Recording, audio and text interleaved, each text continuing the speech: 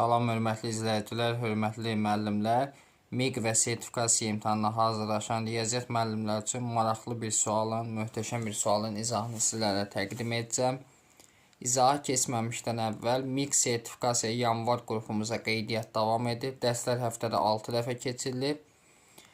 Qeydiyyata düşmək və ətraflı məlumat əldə etmək üçün 051 552 15 77 nömrəsi əlaqə saxlaya bilərsiniz. Belə bir sualdır. Tənliyinin kökləri cəmini soruşur bizdən. Baxın. Burada da 3x kvadrat çıxar 2x var. Burada da 3x kvadrat çıxar 2x var. Deməli, bunu parçalayaq. Əvvəlcə sadələşdirək. Necə? Məsəl üçün, yazıram 9 vurulsun. 2 üstü. Deməli, 3x kvadrat çıxar 2x.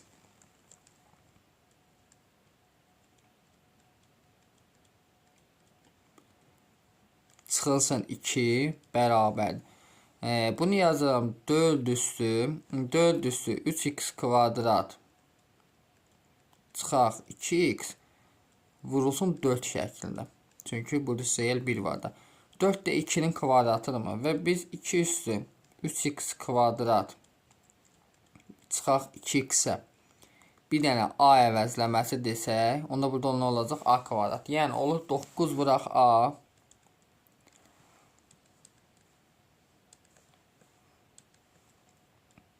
9 vurulsun a çıxaq 2 bərabərdir. Deməli a kvadrat vurulsun 4 olur. Belə yazacaq. 4 a kvadrat çıxılsın 9-a üstə gəl 2 bərabər nəyə? 0-a. İndi gəlin biz bu kvadrat tənliyi həll edək. Diskriminant bərabərdir. 9'un kvadratı 81 çıxılsın 4 vur 4 vur 2. Da bərabər 81 çıxaq 32 edəcəkmi 49. Bizə lazımdır A1 və A2 tapmaq. Deməli A1 bərabərdir. Müsbətini tapsam kifayətdir. Çünki üslü funksiyadır. Olacaq 9 üstə gəl. 49'dan kök çıxır 7 bölünsün 2 vur 4. Bu eləyir deməli 8'də 16. 16'ın 8'ə bölsəm 2.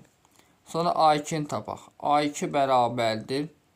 2 vur 4 sürətdə 9 çıx 7. Yenə olur 8'də 2. 2 ixtisar yaparsam olur 4'də 1. Kökləri tapdıq. İndi gətirək bir dəfə 2 yazaq yerinə burada. Bir dəfə də 4'də 1. Deməli olur 2 üstü kök altda 3x kvadrat çıxılsın 2x bərabər 2'yə.